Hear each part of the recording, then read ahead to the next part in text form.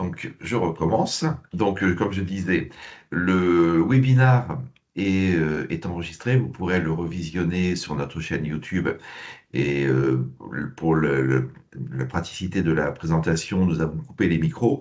Donc, nous ouvrirons les micros en fin de réunion si besoin. Sinon, vous avez la zone de conversation pour poser vos questions et nous échangerons dessus. Donc, un petit rappel, Extrémité, c'est 30 collaborateurs, maintenant plus de 25 ans d'expérience et un bon 600 clients passés de clients PME, PMI avec lesquels nous travaillons. Donc nous, ce qui est important pour Extrémité, c'est que nous sommes une PME et nous travaillons au service des PME. Nous connaissons les problèmes des PME et ben, nous apportons des solutions aux problèmes des PME. Très rapidement aussi, nos différents secteurs d'activité.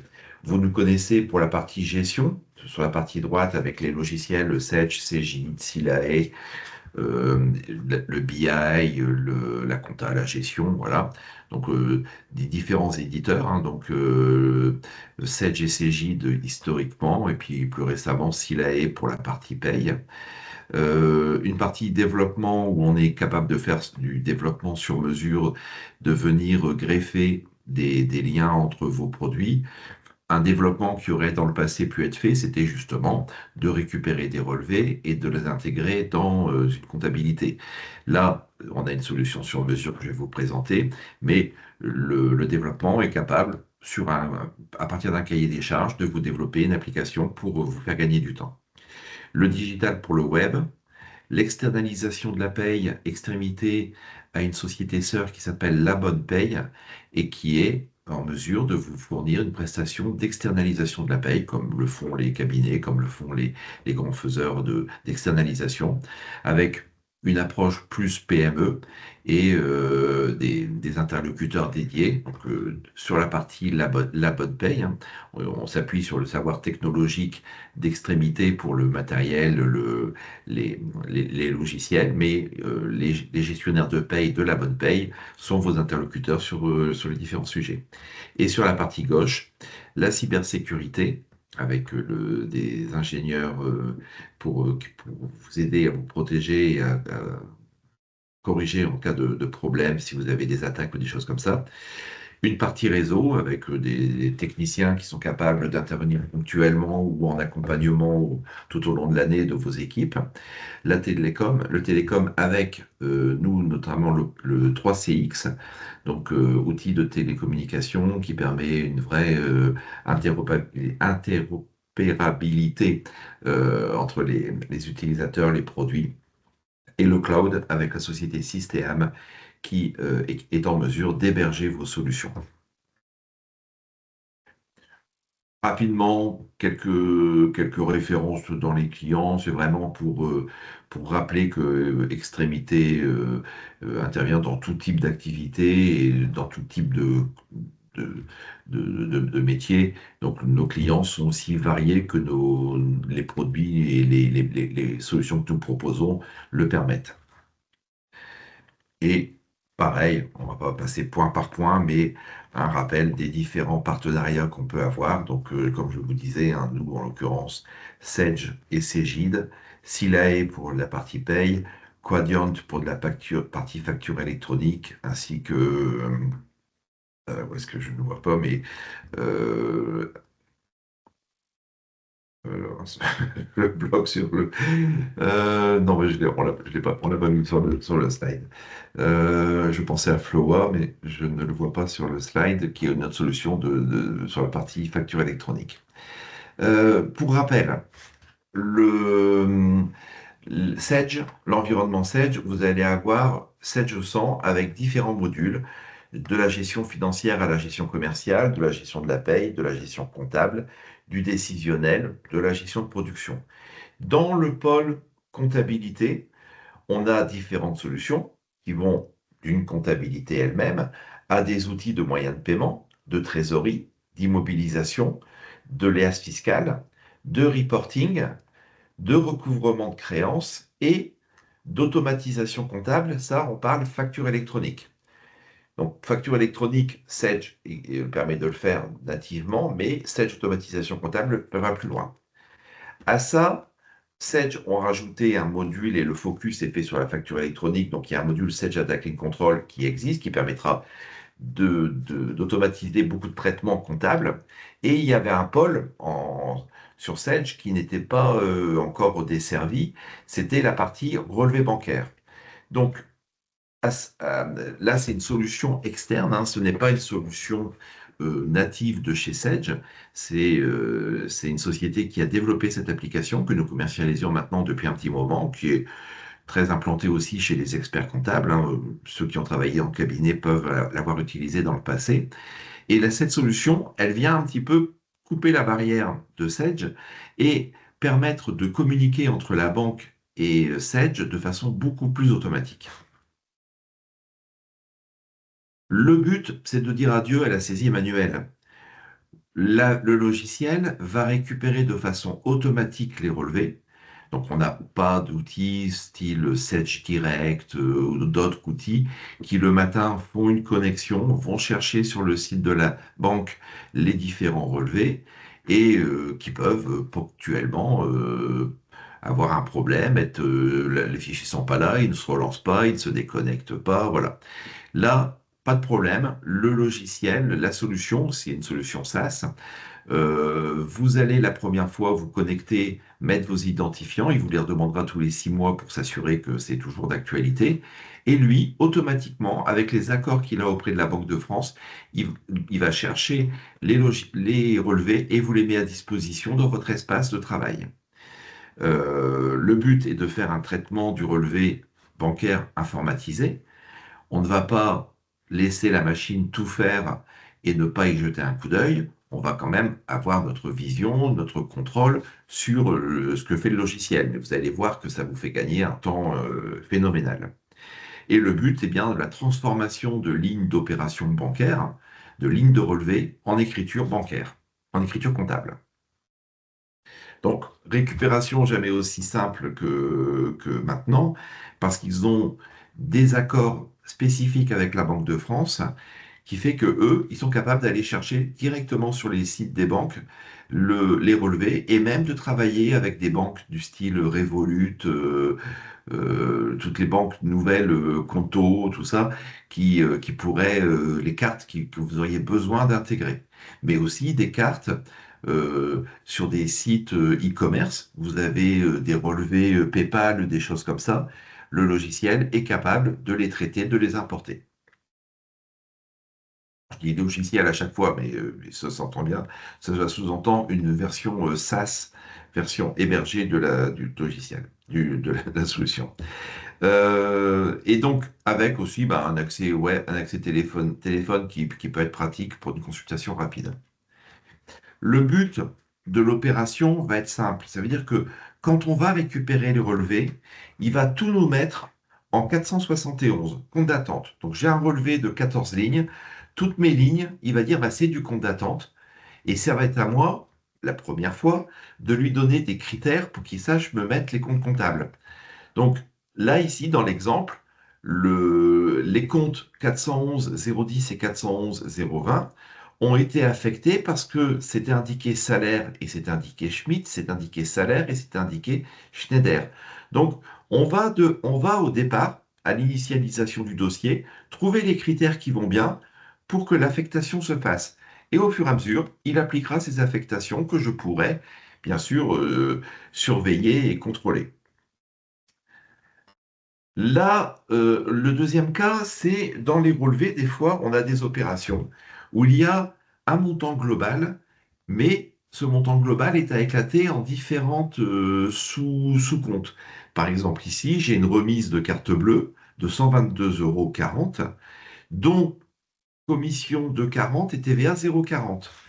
Et ben, au niveau du logiciel, de la solution, il va être capable de m'éclater en 511 le 122,40 € parce qu'il a bien vu ce montant-là, et je lui aurais indiqué que quand il voit remise carte bleue, c'est 511, et lui, il dira oui, mais moi quand j'ai com, vous mettez quel compte? Je mets le 627, quand j'ai TVA, vous mettez quel compte? Et je lui indique le compte. Et donc, Il est capable d'éclater parce qu'il a vu dans l'écriture qu'il y avait un éclatement à faire. Mais si ce n'était pas écrit, que vous savez que ce 120 euros qui arrive ici correspond à 122,40 et des frais, on est capable de le forcer et de dire, bah oui, ce montant-là doit être éclaté avec des sous-comptes. Donc il n'y a pas de restriction du coup dans la comptabilisation. Multiproduit, donc il va aussi bien communiquer avec du Sedge, du CJ, de l'EBP ou d'autres produits. En l'occurrence, ce qui nous intéresse, c'est notre connecteur Sedge 100 que je vous propose de vous présenter. Alors, je vais basculer sur mon écran. Voilà.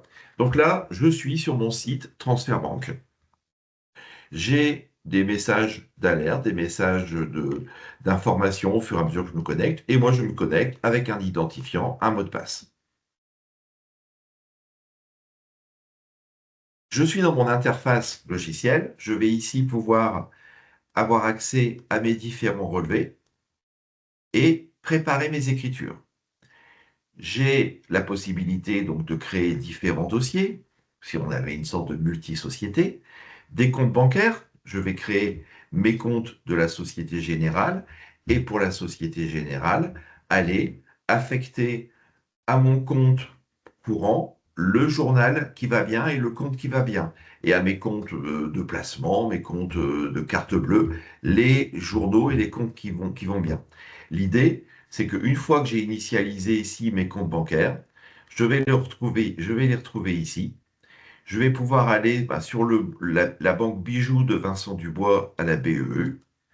Donc ici, il me dit la collecte est active. La date de dernière collecte, c'était le 12 juillet. Le paramétrage, comment ça fonctionne? Moi, ça va dans le journal de BEU et le compte d'attente, c'est le 471 et le contrepartie, c'est le 51. Donc là, ça, c'est l'initialisation. Ça nous permet toujours de pouvoir contrôler. Et ici, j'ai capacité à exporter sous Excel le dernier relevé que j'ai reçu, si j'en ai besoin pour donner à quelqu'un ou quoi que ce soit. Moi, mon travail de la journée commence. J'ai mes relevés qui sont arrivés. J'arrive, j'ai eu le temps de prendre mon petit café et j'attaque mes traitements de relevés. J'appelle les écritures. Ici, j'ai un certain nombre d'écritures qui ont été récupérées par la banque. Je peux voir celles qui sont imputées et celles qui sont non imputées. Ça veut dire que là, moi, j'ai déjà créé un critère qui m'a imputé mon écriture. Si je regarde mes écritures ici, je me dis, moi, il y a des choses là-dedans. Comment je vais pouvoir les identifier? Comment je vais lui faire comprendre? Comment je vais dire à l'ordinateur, moi, quand je vois que c'est marqué free, dans ce cas-là, je le mets dans le compte free. Rien de plus simple. Quand tu vois que c'est marqué prélèvement, je vais sélectionner la zone. Quand tu vois que c'est marqué prélèvement Free Télécom, OK, ça c'est un critère. Et quand c'est un prélèvement Free Télécom, tu vas le mettre dans le fournisseur. Alors, je n'ai pas de fournisseur Free en l'occurrence, mais je vais le mettre dans le fournisseur Breloque. Ici, c'est ce fournisseur-là qui est en liaison avec ce libellé-là. En tout cas, c'est comme ça, quand je vois mon relevé, que je passe mes écritures. Ici, j'ai un prélèvement SFR mobile. OK? Je vais prendre prélèvement SFR mobile. Si je n'avais pris que prélèvement CEPA, mon critère doit être suffisamment précis, parce que si je fais prélèvement CEPA et que je lui dis que le prélèvement CEPA, il va sur Bilo, eh bien, il m'a mis tous sur Bilo, parce que mon prélèvement CEPA est un critère trop faible. Donc, je peux aller dans mes critères, dans mes assistants de critères, aller à l'assistant de critères, et je vois ici que j'ai trois critères, prélèvement CEPA Free Télécom et frais Eurocompte que j'avais déjà créé. Donc ce prélèvement CEPA, pour moi, j'aurais pas dû le créer, je vais le supprimer. Et ici, il n'a pu garder que celui-là. Alors, vous voyez que mon écran a un petit peu changé. Je vais repartir à préparer les opérations. J'étais sur cet écran-là à l'accueil. Et ensuite, j'étais en assistant de critères pour avoir plus d'informations.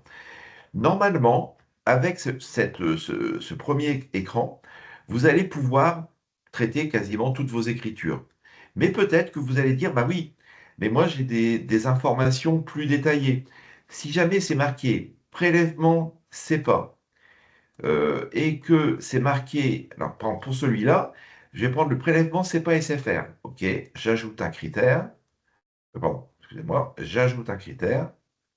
Prélèvement CEPA SFR, là je peux dire oui, c'est du BILO. J'ajoute. Et là il m'a mis BILO. Mais moi, quand c'est un prélèvement CEPA, quand c'est un prélèvement Orange, et que c'est l'abonnement mobile, dans ce cas-là, c'est un compte bien particulier. Si jamais je sélectionne tout ça, peut-être qu'il y a des champs ici qui vont évoluer au fur et à mesure. Alors, numéro de facture en l'occurrence, peut-être qu'il y a des choses qui vont être différentes.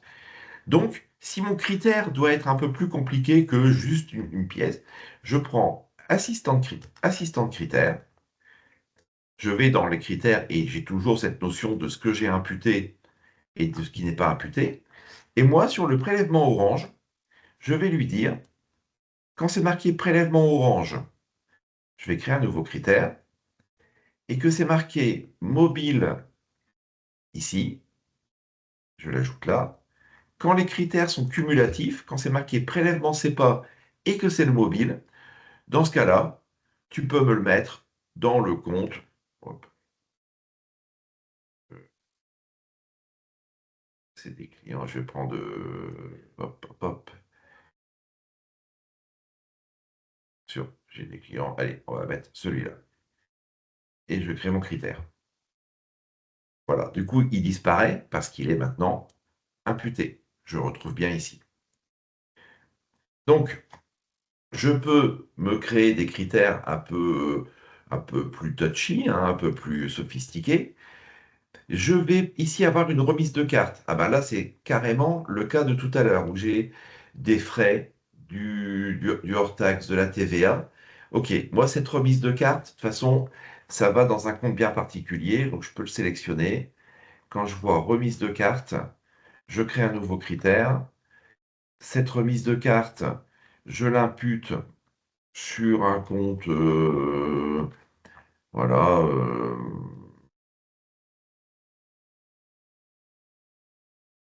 on va prendre un compte qui ne choque pas trop les comptables qui sont parmi nous. Allez, on va prendre celui-là, non, je vais prendre groupe, voilà, imaginons. Je fais ça. Moi, c'est l'écriture, elle doit aller là-dedans quand c'est une remise de carte. Je crée le critère. Le critère est créé, et lui, il m'indique par une petite lampe, une petite ampoule, qu'il y a peut-être quelque chose à faire. Donc, je vais cliquer dessus. Et il me dit, ben moi, je vois qu'il y a des frais et de la TVA sur frais. OK, si les frais, c'est 627, si c'est la TVA, c'est 44,56. Hein, voilà, je lui indique, mais le compte qu'il utilisera pour les frais est ça. Je fais valider. OK, l'écriture est imputée. L'écriture ici, elle est imputée. Elle est une couleur différente, donc ça veut dire qu'il y a un critère capturant ici, on voit la petite coche. Ok, à quoi elle ressemble maintenant mon écriture? Je vais aller en préparer les écritures, et ici, je vois que mon écriture, elle est comme ça, voilà, ici, il a passé une écriture, alors là, j'ai peut-être pas mis tous les comptes, je me rends compte qu'il m'a mis un autre montant, mais par exemple pour celle-ci, il me le présente en deux lignes, avec toujours une petite flèche qui me permet de traiter mon écriture. Et là, vous voyez, en 5 critères, j'ai déjà affecté 22% de mon relevé. Et si ces opérations reviennent la semaine suivante ou le mois suivant, elles vont être déjà préaffectées. La question qu'on me pose des fois, c'est de me dire, oui, mais moi, les relevés, quand ils arrivent, je regarde et puis je vais prévenir qu'on a reçu le virement, tout ça. Bah, on est comme vous, hein, on fait pareil. Moi, le matin, quand je vais dans mes relevés, je regarde les écritures, je sais que j'attends un virement d'une société particulière, ok, ah ben voilà, le virement, imaginons le virement, moi je vois que je l'ai reçu, les effets sont bien domiciliés, sont passés. Ok, j'appelle mon commercial, c'est bon, le paiement a été fait, tu peux traiter avec le client. C'est pas parce que c'est déjà affecté que vous ne le voyez pas. Vous allez, au départ, passer le matin, vous allez ouvrir vos relevés et vous allez regarder ce qui n'est pas affecté. Ah là, moi, j'ai du travail à faire dessus. J'ai des chèques, j'ai des échéances de prêt. Ah bah, j'ai deux prêts différents. OK. L'échéance de prêt 123, c'est l'emprunt 164. OK. Et l'échéance de prêt 456,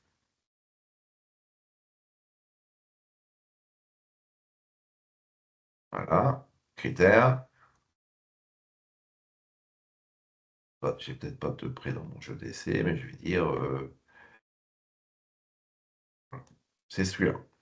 J'ajoute mes critères. Donc ici, parce que j'ai pu, dans mon critère, bien indiquer que c'était l'échéance 456 et l'autre c'était l'échéance du prêt 123, il m'a mis deux comptes différents. Et je suis passé à 31%. Et je vais ainsi renseigner au départ, lors du déploiement, on va vous aider à renseigner des critères, comprendre la philosophie du produit, et au fur et à mesure, les opérations sont automatiques. Aujourd'hui, moi, je l'utilise beaucoup sur la société La Bonne Paye, parce que j'utilise beaucoup, parce que je fais la comptabilité sur cette société-là en parallèle, et je ne passe plus d'écriture en banque. Mes écritures, elles arrivent directement là. Je peux avoir ponctuellement des opérations que je ne peux pas prévoir. J'ai par exemple un chèque, chèque 1, 2, 3, 4, 5, 6. Ben oui, c'est vrai. J'ai fait un chèque pour tel fournisseur parce qu'il fallait faire un virement tout de suite. Là, je ne vais pas mettre de critères parce que ce chèque 1, 2, 3, 4, 5, 6, il ne se représentera plus jamais. Et bien dans ce cas-là, je vais dire, OK, cette opération-là, c'est alors, pardon, c'est au départ, j'étais un petit peu trop loin, j'avais préparé mes écritures, voilà. Quand je suis ici, que je regarde mes chèques non imputés, OK, bah ça, effectivement, c'est un fournisseur, c'est du 400 à 1000, et c'est le fournisseur, pardon, ça c'est l'analytique, c'est le fournisseur, voilà, agent Renault, c'était une réparation sur le véhicule.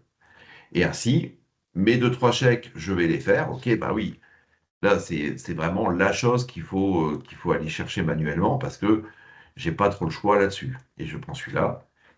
Et au fur et à mesure, bah, moi, mon affectation, mon relevé est affecté. L'idée finale, c'est de retrouver ici plus rien de non imputé. Si c'est plus imputé, s'il n'y a plus rien à non imputer, ça veut dire que tout a trouvé un compte et qu'on est d'accord sur le compte, je vais pouvoir transférer en comptabilité. En cliquant sur transférer, le logiciel a un connecteur 7G100, il prend le fichier, il part en les écritures, il met à jour dans la compta. Et donc, l'idée, c'est pas un automatisme où je dis, ben, je laisse un logiciel me passer des écritures sur ma banque par rapport au relevé à des critères. On sait bien que peut-être que le mois prochain, vous direz, ah bah oui, c'est vrai, j'ai fait un critère sur l'échéance de prêt 1, 2, 3, j'ai pris que ça et j'ai un prêt 1, 2, 3, 4. Et du coup, il faut que je refasse mes mandats, mais je refasse mes critères, mon critère en tout cas. Et puis après, vous pourrez dire, mais oui, mais moi j'ai une autre société et il y a la moitié des critères que je viens de créer que j'ai besoin dans l'autre société. Pas de souci, on va aller dans la liste des critères. Dans ma liste des critères, je suis sur ma société ici. Ah ben, celui-là, celui-là et celui-là, je vais l'avoir sur d'autres sociétés. Je vais pouvoir le copier dans d'autres sociétés, d'autres banques. Donc le but, c'est de dire, bah voilà, bah moi je vais l'envoyer parce que bah, Caroline, sur la BU, elle aura la même chose. Je sélectionne et je copie les critères. L'idée est vraiment, le matin, d'arriver, d'avoir des non imputés, d'avoir toutes les écritures et déjà de checker, de dire, OK, bah oui, mon relevé, c'est bien ce que j'attendais. J'ai un montant, une remise de prélèvement de 2500, c'est OK. Et de faire les non imputés, de vérifier les imputés et les non imputés. Le temps à passer sur un relevé est considérablement diminué, en fait. Après, si vous êtes utilisateur des moyens de paiement, euh, vous allez me dire, ben oui, mais moi je passe déjà des écritures dans ma comptabilité sur le 512. Et bien là, on vient faire une petite correction dans le paramétrage de les moyens de paiement. En fait, les moyens de paiement, plutôt que de passer directement en 512, On envoie dans un compte style 511 quelque chose et un journal à part. Ça fait que vous, dans les moyens de paiement, vous dites, bah, moi, je fais mon paiement de toutes mes factures fournisseurs. J'ai 10 factures fournisseurs. Je prépare le paiement, je l'envoie à la banque en automatique, je mets à jour la compta. Là, je mettrai à jour la compta, un compte 511 par les comptes de fournisseurs. Donc mon lettrage fournisseur est fait, je sais que j'ai payé. Et quand mon opération de remise de prélèvement arrive, ben, je vais dire, moi, quand tu vois votre remise de prélèvement, plutôt que de le mettre sur les fournisseurs, tu mets sur le 511. Bon, là, je prends de remise à l'encaissement, par exemple, 513. Et ici, mon écriture, tous mes remises de prélèvement vont aller dessus. Et donc, dans ce cas-là, dans la comptabilité, je n'ai pas à passer mon écriture sur mes fournisseurs, ça a été fait par les moyens de paiement. Je n'ai pas à passer mon écriture en banque, ça a été fait par le transfert banque. J'aurais juste, sur mon compte 511 300, à le lettrer pour m'assurer que ce que j'ai fait par les moyens de paiement est bien passé en banque. Ça, c'est la petite astuce pour que vous puissiez quand même bénéficier de toute la fluidité et l'automatisme qu'apporte moyen de paiement. Voilà. On est presque au terme de la demi-heure qui m'était à partie. Le but est d'avoir une solution qui permet réellement de gagner du temps, qui se synchronise automatiquement, qui récupère les relevés. Et si jamais je dois retravailler, là je peux vous montrer, mais par exemple, je peux repartir sur des anciens relevés, forcer des anciens extraits. Quand on met en place la solution, on a packagé une offre forfaitaire pour essayer justement d'être le plus réactif et souple sur le déploiement. Le déploiement, passer une demi-journée à vous montrer ça, ça n'a aucun sens. Au déploiement, on va prendre la main sur votre poste avec vous, on va créer votre utilisateur, on va venir ici créer des utilisateurs s'il le faut et différentes sociétés. Et ensuite, on va commencer à paramétrer les banques. On crée des connexions avec la banque. Quand on se connecte à la banque, vous devez, en fait, on dit je me connecte à la caisse d'épargne, hop, l'affichage de la caisse d'épargne apparaît, vous mettez votre login et votre mot de passe, et le lien est fait pendant 6 mois. Ça, on va le faire avec vous pour que vous puissiez les initialiser. On va lancer une première récupération de relevés. On va paramétrer un petit outil qui permet de synchroniser les relevés, de synchroniser les écritures avec la compta. Donc, on va devoir identifier vos différentes sociétés. Moi, ici, j'ai différents dossiers, j'ai des différentes comptas qui sont rattachées. Et donc, une fois que ça c'est fait, on va avec vous commencer à créer des critères. Ensuite, vous laissez créer des critères en autonomie. Et ça ne prend pas une demi-journée, ça prend 2 heures, 2 heures et demie, 3 heures. Après, si vous avez beaucoup de comptes et que vous voulez qu'on les fasse tous, oui, ça peut prendre un peu plus de temps. Et après, on dit, OK, maintenant, vous allez travailler dessus, faire les prochains relevés, et je vous rappelle dans 3 jours. On se fixe un rendez-vous, je vous appelle à 9 heures, mardi prochain, on fait le point, ça va pas, qu'est-ce que vous n'avez pas compris, et vous retravaillez et on se refixe un rendez-vous un peu plus tard. Donc on a essayé de trouver une solution un peu plus souple de déploiement pour répondre à ce style de produit où c'est vraiment de l'expérience utilisateur dont vous avez besoin pour vraiment maîtriser le produit. Et ça s'acquiert hyper vite. Hop, voilà, je repasse sur la présentation.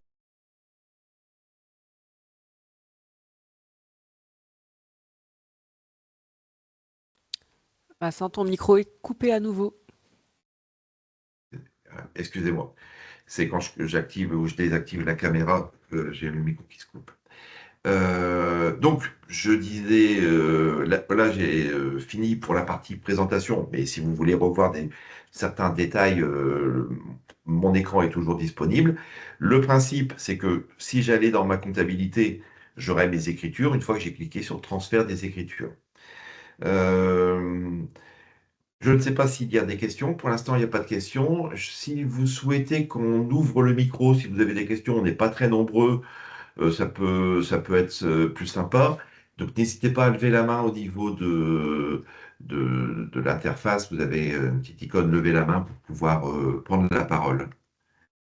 Est-ce que ça l'être également? Alors, le lettrage, euh, le lettrage des fournisseurs se fait par les moyens de paiement. Nous, ça fait l'import d'écriture. Il ne va pas aller lettrer parce que souvent, c'est beaucoup de comptes. Non, il ne fait pas le lettrage. Ça, c'est non. Et on est plutôt sur des comptes, ou alors ou des comptes de charge ou des comptes de remise parce que voilà, j'ai fait ma remise par les moyens de paiement et j'ai tout le détail là-dedans. Mais le logiciel ne fait pas le lettrage. Et ça remplace par contre le rapprochement. Aujourd'hui, quand on fait un rapprochement, on prend le relais, on regarde les écritures, euh, et je vais avoir euh, mon relevé, les écritures non passées, tout ça. Là, moi, les écritures, elles sont passées en temps réel. Je peux avoir des écritures préparées pour des remises, mais comme je ne mets plus à jour directement le 512 par les moyens de paiement, mais un compte 511 quelque chose, mon relevé de compte correspond à mon solde comptable et il se met à jour au fur et à mesure des jours des opérations qui arrivent. Je vois qu'il y a une question qui est en train d'être saisie. N'hésitez pas. Si vous préférez, hein, je vous dis, qu'on ouvre les micros, on peut ouvrir les micros. Alors, OK, concernant PayPal, Alma, ça envoie un montant global, transfert banque, c'est faire le dispatch. En fait, il faut vérifier au niveau de ces sites-là. Euh, alors j'ai un trou de mémoire, mais pour un client qui avait du site internet, on l'a fait euh, avec leur outil de paiement, et là on avait le détail des opérations. Euh, sur le compte en banque, eux, ils envoient. Alors, oui, alors, je suis peut-être pas assez clair. PayPal, il va envoyer un montant global dans votre 512 quand ils font le paiement, quand ils font quand ils envoient un montant.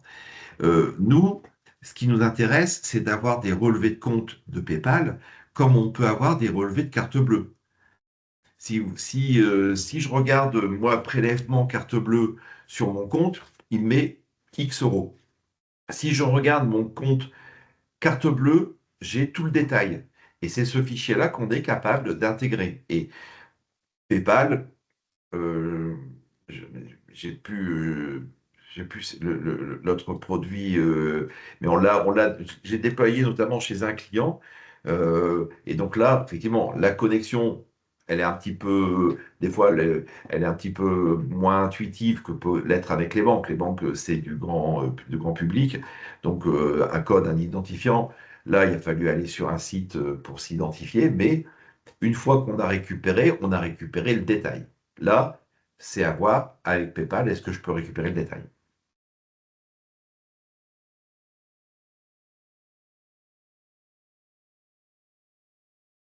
Donc là, les questions sont en train d'être saisies.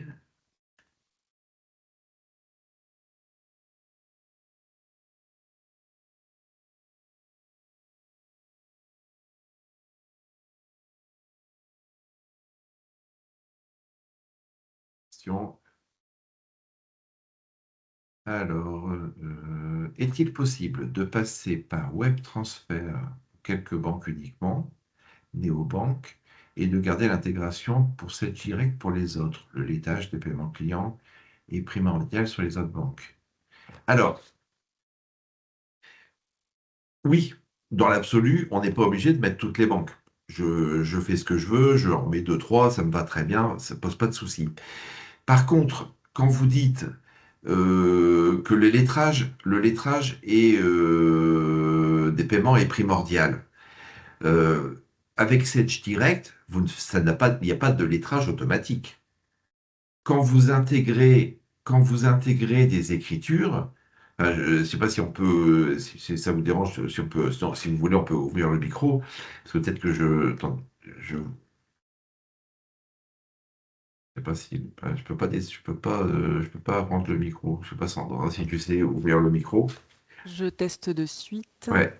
Ah, vous passez par moyen de paiement, puis rapprochement bancaire. Eh bien là, pas de souci.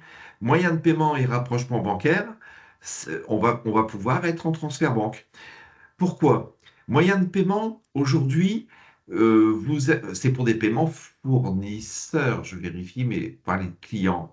Oui, vous saisissez aussi les paiements clients. C'est pas gênant. Vous faites votre paiement client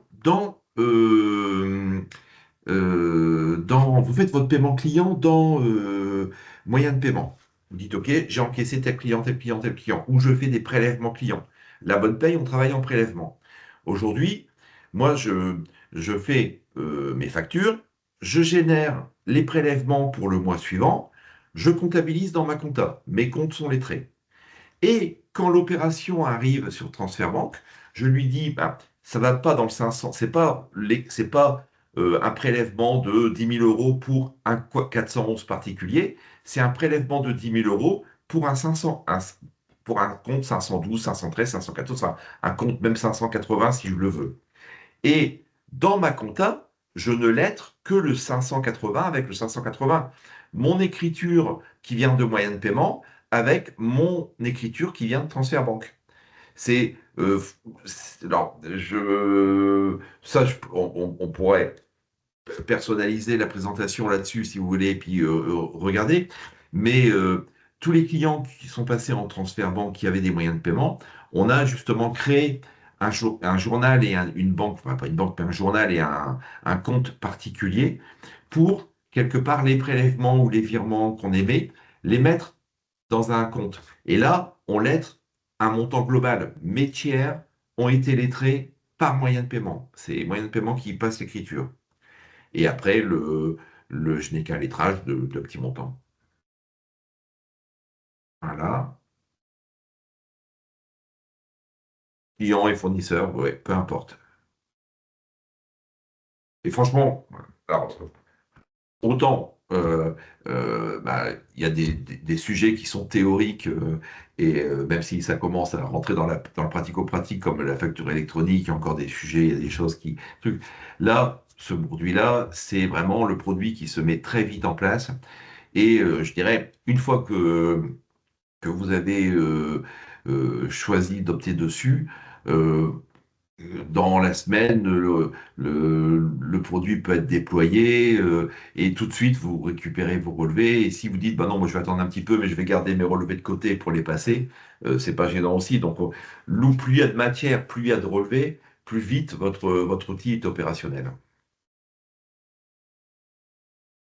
Alors, Gabriel, le lettrage, là dont on parle, c'est le lettrage des comptes fournisseurs, le lettrage des comptes clients.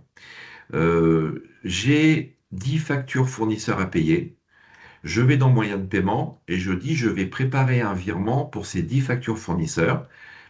Je sélectionne mes factures et je génère le virement que j'envoie à la banque. Là, je suis dans les moyens de paiement. Je dis je mets à jour la compta. Dans la compta, il envoie l'écriture et il lettre les comptes fournisseurs. Mes fournisseurs, je leur dois plus d'argent, c'est lettré. Et après, quand je vois l'opération arriver à la banque, je lui dis, ben moi, ce montant de virement, effectivement, ça part dans un compte 58, par exemple, compte de partage, et le virement que j'avais fait, j'avais aussi fait passer par un 58.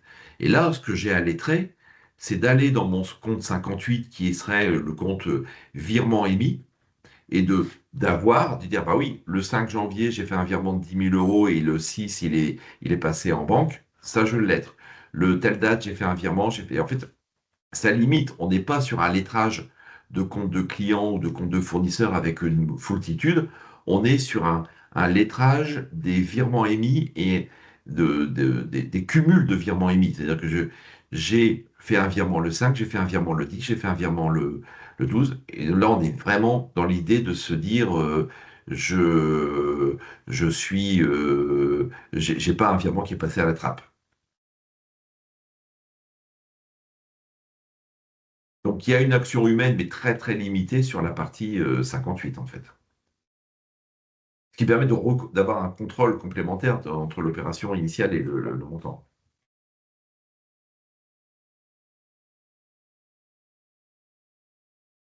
Ok. Oui, la techno se base sur les objets métiers, tout à fait. Euh, alors, est-ce qu'on peut le redater pour les transferts vers la compta? Euh, alors, non, pas vraiment. Pas vraiment. En fait, on travaille effectivement avec les objets métiers. Alors, je vais partager l'écran. Excusez-moi. Hop, je repartage mon écran. On travaille avec les objets métiers et la connexion par les objets métiers. L'objet métier, c'est un moyen, pour ceux qui ne le connaissent pas, hein, de communiquer avec Sage directement euh, sans faire des import-export, de bloquer les gens. Alors, hop, ici. En fait, ici, j'ai un connecteur avec des plugins qui me permettent de me connecter à la base et je vais indiquer mes sociétés. C'est avec ça qu'il va le faire. Et derrière, il va faire des transferts et je vais voir s'il y a des erreurs dans mes transferts, si ça s'est bien passé. Les transferts, ils se font en automatique à partir du moment où je clique sur transférer. Je vérifie, mais je ne peux pas mettre de. Ah, ben, celui-là, on n'est pas actualisé. Non. Ça pourrait être une bonne, ça pourrait être une suggestion, effectivement, de le bloquer à certaines heures. Mais le principe, c'est que moi, ici, j'ai mes écritures. Imaginons que j'ai tout fini de traiter. Je clique sur transférer et ça va se connecter à la compta. C'est bon, c'est une connexion très rapide, hein, ça fait pas 10 000 écritures. Mais et par contre, si je fais transférer alors qu'il me reste du 471, ben, il va mettre en jour en compta du 471. Donc il faut bien que l'utilisateur ait en tête qu'il ne doit plus avoir de compte d'attente pour transférer, ce qui est logique. Si j'ai un relevé papier et que je le, je ne le traite pas complètement, j'ai pas mon bon solde en fait. Alors, oui, est-ce du direct? Oui. Donc risque de surcharge. Alors, je dirais dans la quasi-totalité des cas, c'est hyper rapide et ça va pas surcharger. Maintenant, pour des structures comme la tienne et puis d'autres qui pourraient avoir des objets métiers qui fonctionnent, qui font des imports, qui font des choses comme ça, euh, oui, on pourrait imaginer. Enfin, franchement, de l'utilisation et le traitement que ça fait, c'est vraiment un instant T sur un relevé. Euh, Ça, je pourrais demander, dire, eh, tiens, est-ce qu'on pourrait pas. En fait, si on pourrait le faire, ça veut dire qu'il faudrait que le service soit arrêté et qu'on démarre le service ComptaSync, parce que là, c'est sur un service que ça fonctionne, un synchronisateur, que le synchronisateur soit arrêté et qu'on le démarre juste à un certain moment. Et là, en fait, ça traiterait le fichier. Mais on n'a pas eu de souci de lenteur hein, dessus, clairement.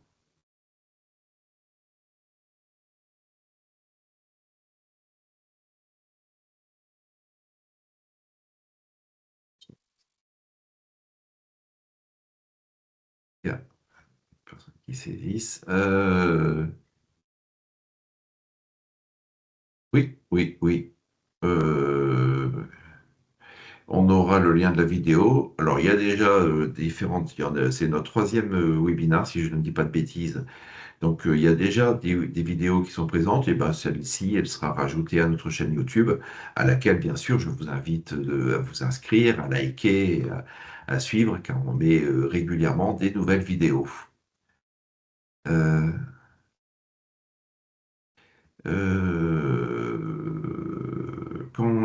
quand l'écriture est affectée, pourrait-on envisager de pouvoir ouvrir le compte d'affectation? Non. Alors, non.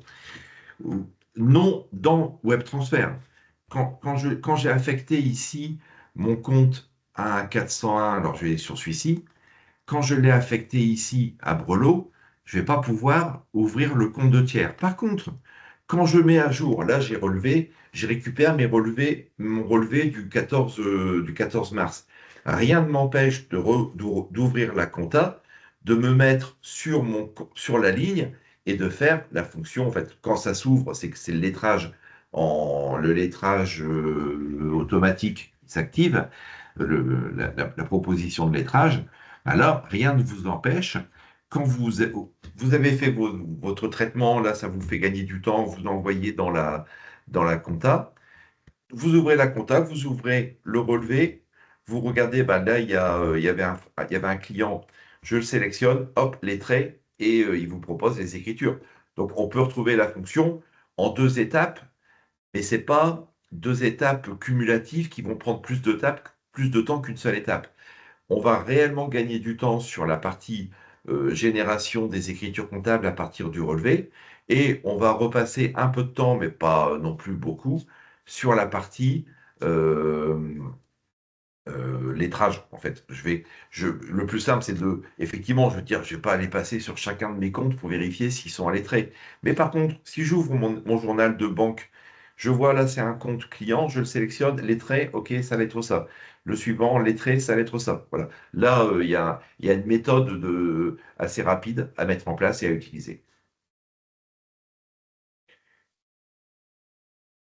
Après, euh, après, ce qui est important, c'est de savoir combien de comptes bancaires vous voulez utiliser. C'est par tranche de 5, 10, 20, jusqu'à 50, je crois. Et après, au-delà de 50, on peut acheter à l'unité la gestion du compte. Euh, du nombre de comptes dépend quand même le temps de prestation, hein, vous doutez bien. Mais pour une initialisation, si il y a beaucoup de comptes et on vous explique comment vous vous rattachez à une banque, en général, les gens savent le faire et du coup, on arrive à avoir un- un produit qui est vraiment pas excessif et qui se déploie très facilement, en fait.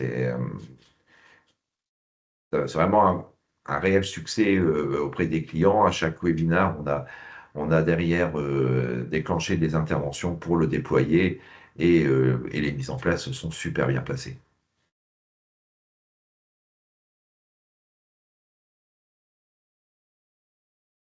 Ok, merci Gabriel. S'il n'y a pas d'autres questions, on va en rester là. Et je ne me restera plus qu'à vous souhaiter une belle journée et puis surtout un bon week-end qui s'annonce.